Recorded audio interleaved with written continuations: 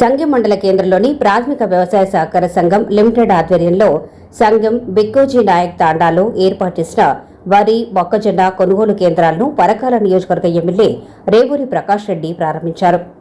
ఈ సందర్భంగా ఆయన మాట్లాడుతూ రైతులు దళార్ల చేత మోసపోవద్దు, ప్రభుత్వం నిర్ణయించిన మద్దతు ధరల ప్రకారం మాత్రమే ధాన్యం అమ్మాలి అని సూచించారు. ఏ గ్రేడ్ వరకు క్వింటాకు 2,389 రూపాయలు, కామన్ రకానికి 2,369 రూపాయలు చెల్లిస్తారని, సన్న రకం ధాన్యానికి 500 రూపాయలు బోనస్ అందించనున్నట్లు తెలిపారు. అలాగే మాయిశ్చర్ స్థాయి 17% లోపే ఉండాలి అని చెప్పారు. మొక్కజొన్నకు క్వింటాకు 2,400 రూపాయలు మద్దతు ధర లభిస్తుందని వివరించారు. తదుపరి బిక్కోజీ నాయక్ తాండా గ్రామంలో ట్రాన్స్ఫార్మర్, విద్యుత్ లైన్ పనులను కూడా ఎమ్మెల్యే ప్రారంభించారు. రైతులకు ఎలాంటి ఇబ్బందులు ఉన్నా వాటిని తన దృష్టికి తీసుకురావాలని ఆయన అధికారులను ఆదేశించారు.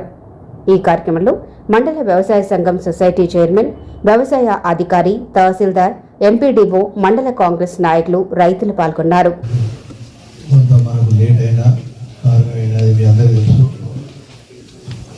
తుఫాన్ రావడంతో లేట్ అయింది.